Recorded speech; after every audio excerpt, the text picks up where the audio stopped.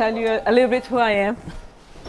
I'm Leticia Moraes. I'm an academic coordinator at Cultura Inglesa São Paulo. And I'm currently in charge of the teenagers, designing the courses and also training initiatives. And I'm going to share with you some ideas about projects, because it's something that we work a lot with the teenagers currently. And, well, I sometimes say that everybody loves projects. Everybody talks about them. They say, projects are great for teenagers. We talk about that a lot. We see that very often in the literature and in practice as well. But why do you think projects are so well known, so well talked about, so famous, so out there to do with teenagers and ideas? Because of the engagement. Engagement. Because they are like, well, a little bit, can I say? I think they have a lot of to show and they want to talk about. Can you hear? They are No. Because they are talkatives and they have lots of energy, so they. What's your name? Sorry. Jean. Jean. So could you hear, Jean? No? So I will translate a little bit, then you tell me if I'm right. Yeah, no. Okay? So it has to do with engagement, because they like talking and doing things and everything. So working with projects would engage them more effectively. That's it? Yeah, perfect. Yes. What else? Other? I think it's very well goal-oriented. Mm-hmm. Yeah, and so there is an end product. Yeah, and then they are working on that. They spend their time, and at the end, after some time, they can visualize that. And I think this is very motivating. And then it also contributes to getting them engaged. Anything else? Interpersonal skills, social skills, other stuff, right? Mm-hmm. So from a more teaching perspective, you develop all of that. And that's the age when they need those soft skills to be developed. The 21st, the so famous as well, 21st century skills and everything. So you will engage them more. You will help, the projects will help you develop other things that are not necessarily language. Socializing, maybe. Exactly. Yeah. So you develop. It's a more comprehensive work. It's not only language, right?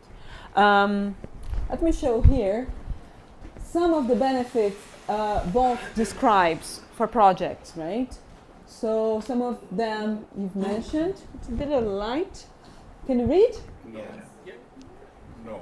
No? So, integration of skills. What's that, integration of skills? In what way does it integrate skills? Do working with projects help you integrate different skills?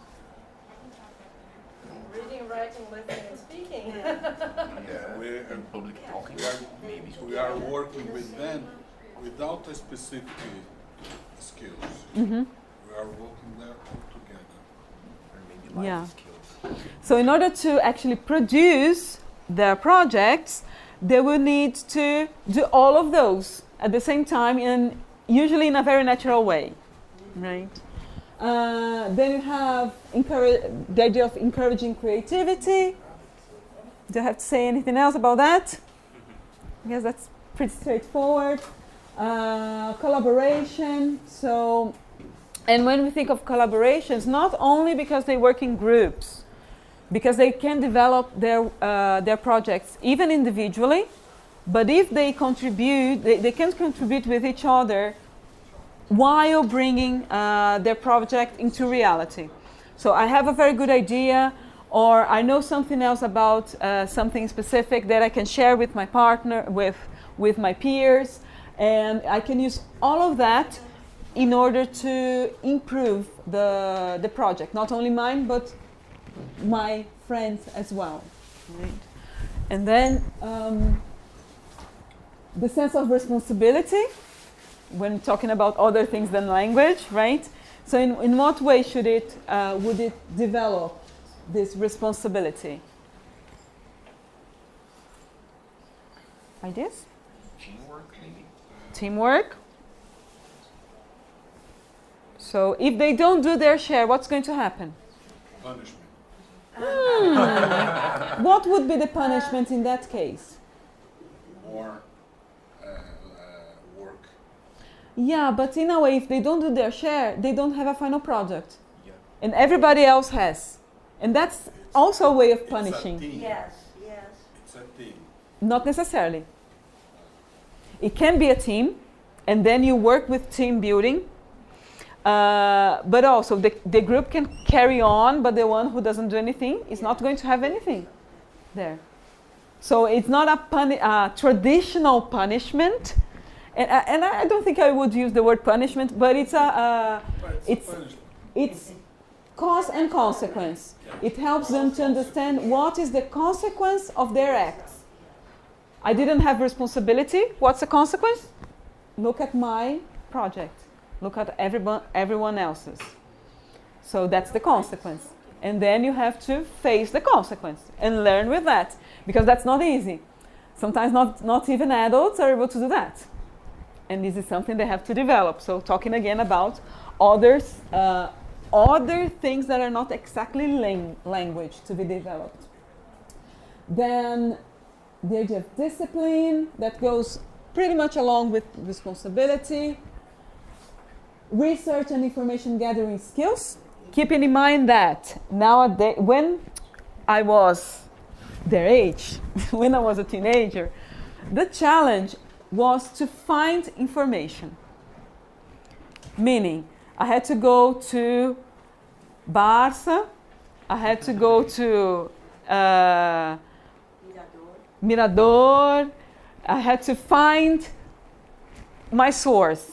I went to the library, I had to check, look up at information in the books and everything. And now, how do they research? It's ready to go. It's not actually ready to go. They type there, for example, projects in Google. How many results are you going to get in 1 second?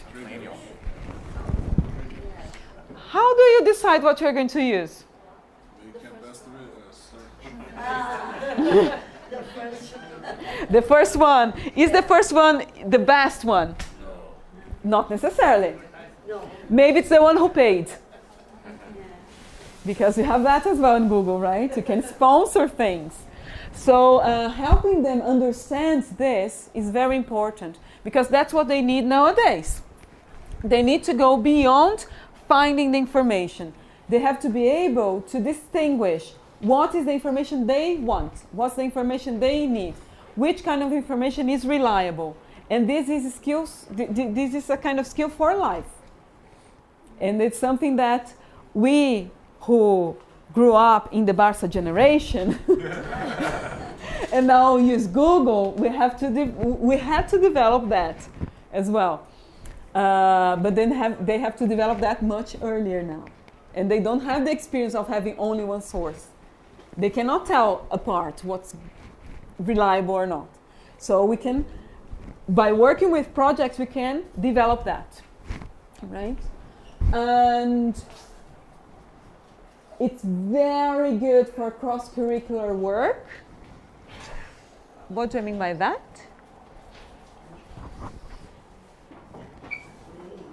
Subjects they can work with, not only English.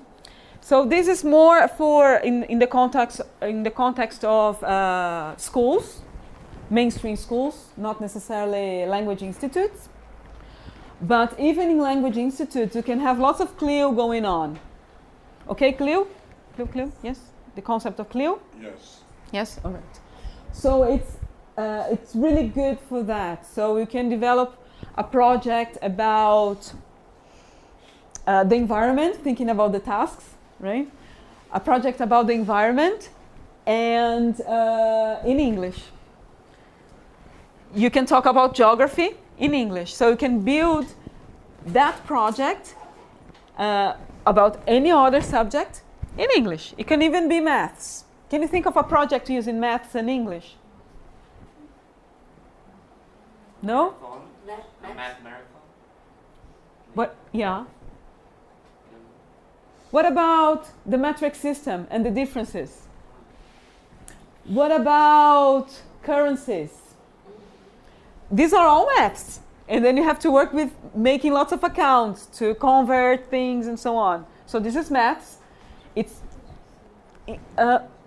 really connected to the culture in English-speaking countries. And you can be dealt with in English. So you can work with that in very different ways. Yes. When you say project, you consider, for example, like role-playing a street market. Would be a project or only posters or? We're going to get there. Okay. We are going to go to the definition of project. Okay.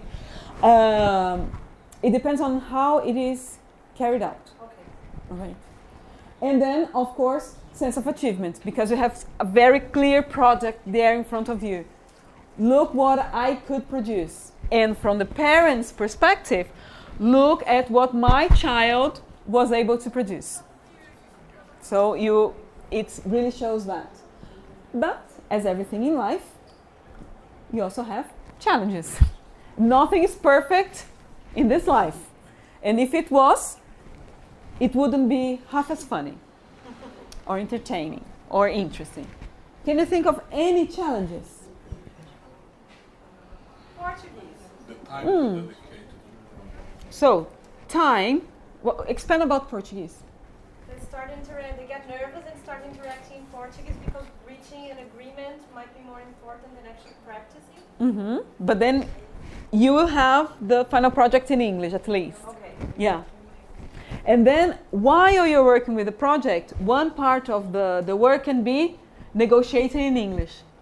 So this can be integrated into the project. All right. More ideas? So it can be time consuming, it can encourage, in a way, the use of L1. All right, so some ideas by Volk as well. So the first one, Julio, it can be time consuming. I can read. It can be time consuming, right? It depends on access to authentic material. So depending on your context, it can be a problem. Depending on your context, it's not a problem. What's the name of that project that the teacher gives the steps to the students? Every week he gives some steps and the place to search. It's a kind of project also. It could be, yes. There's But a special do you refer to like a treasure hunt? No. Yeah, could be. But every week the teacher has some steps the students must complete. And then at the end they have the final project. Yeah, so this is project as well. And I don't know if we have a specific name for that. I heard the specific, Yeah. but I don't remember the name. Yeah, it's But some people are against. I don't know why. because as everything in Maybe life, because there the are steps that are given, the student doesn't have the freedom to do by themselves. as everything in life, we have benefits and challenges for everything. And projects, they Challenge can, doesn't mean something negative. yeah, but someone can be against not because it's bad, but because it doesn't fit their context. We're going to see in a second some kinds of projects. So in that sense, Julio, the one you're, I guess, describing, it is very specific. So you do this, and that. This is a kind of project. Every week you have this step. Yeah, so this is a kind of project. Has to finish during a week. Yeah, so this is a kind of project. So some people may believe that it's better if students have more freedom. If they believe that, it's okay, they do a different kind of project. If you believe that in that particular context you need structure, then you go for structure. So it is a matter on the context as well and what you want to develop, because projects can be very flexible. And why? Yes. And just to finish up the challenges, right? So it depends on the receptiveness of participants, meaning if they don't buy it, it's not going to happen. And sometimes when we think of the participants, we also have to take into account the parents. The parents. if they don't buy it and students have to do something at home, maybe it won't happen. It won't happen because of that.